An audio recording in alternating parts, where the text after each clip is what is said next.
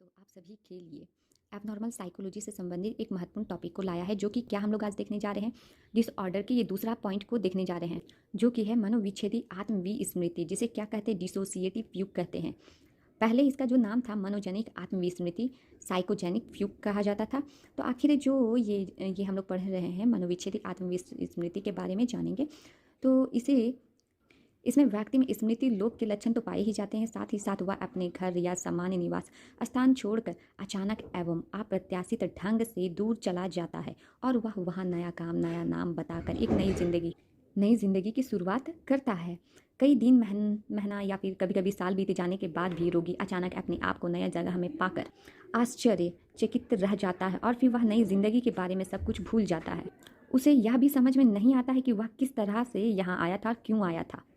किसमें? तो मनोविच्छेदी आत्मविस्मृति में, मतलब डिसोसिएटिव फ्यूग में।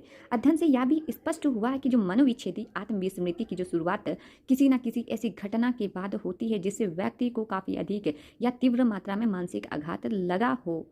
ऐसे रोगी के व्यक्ति प्रायः अपरिपक्व या आत्मकेंद्रित तथा काफ़ी अत्यधिक सुझाव ग्रहणशील होते हैं। जब ऐसे व्यक्तियों को ऐसी दुखी परिस्थिति का सामना करना पड़ता है तो उसे छुटकारा पाना संभव नहीं है, तो उसमें मनोविच्छेदी आत्मविस्मृति के रोग उत्पन्न हो जाने की संभावना अधिक बढ़ जाती है या तीव्र हो जाती है।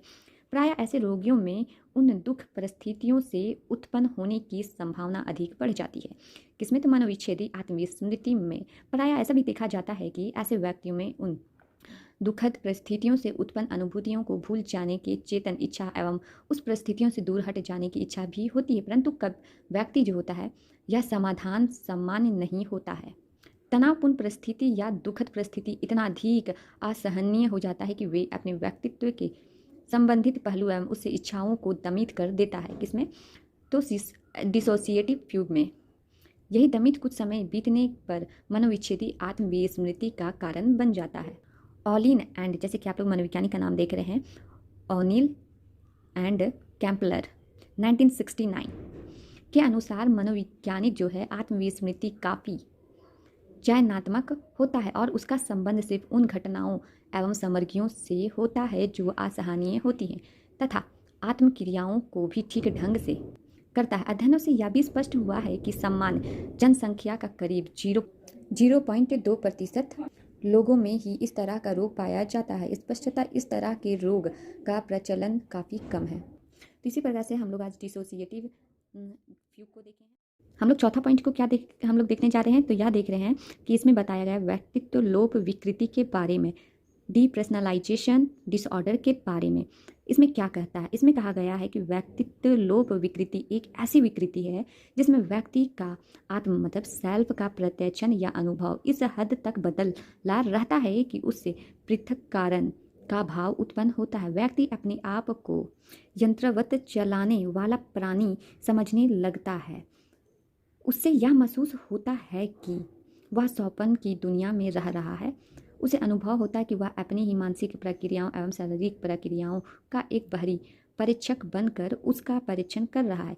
इसमें रोगी के संवेदी भ्रामक जो होता है, भावनात्मक अनुक्रियाओं की कमी, अपनी ही क्रियाओं पर नियंत्रण खोने का भाव इत्यादि होता पाया गया है। व्यक्तित्व लोप विकृति में रोगियों में वास्तविक परख का गुण बिल्कुल ठीक ढंग से होता है, अर्थात वह यह समझता है कि उसे यंत्रवत चलाने वाला प्राणी, मतलब ऑटोमेशन का मात्र एक अनुभव होता है, ना कि वह सचमुच में वैसा प्राणी है। जैसे रोगियों में सम्मोहनशीलता का गुण अधिक होता है। व्यक्तित्व लोप में DSM-4 में व्यक्तित्व लोप विकृति की एक स्वतंत्र मनोविच्छेदी विकृति के रूप में सम्मिलित किया जाना एक विवादास्पद बिंदु है, क्योंकि व्यक्तित्व लोप विकृति में रोगी के स्मृति में किसी प्रकार की कोई क्षुब्धता नहीं पाई जाती, जबकि अन्य सभी मनोविच्छेदी क्रियाओं में इस तरह का लक्षण मुख्य रूप से पाया जाता है। तो इससे यह भी हम लोग स्पष्ट हो जाता है कि जो डीपर्सनलाइजेशन डिसऑर्डर के बारे में हम लोग जो स्पष्ट रूप से कई प्रकार हैं, इन सभी प्रकारों को हम लोग देखे हैं और स्पष्ट रूप से जानने का प्रयास किए हैं। तो इसी प्रकार से हम लोग आज दो टॉपिक को देखे हैं। पहला क्या था? तो डिसोसिएटिव फ्यूग था, दूसरा, और चौथा क्या है? तो पर्सनलाइजेशन डिसऑर्डर, मतलब व्यक्तित्व लोप प्रकृति। आशा करती हूँ जो मैं बताई हूँ वो आप लोग को समझ में आ गया हो। Thank you.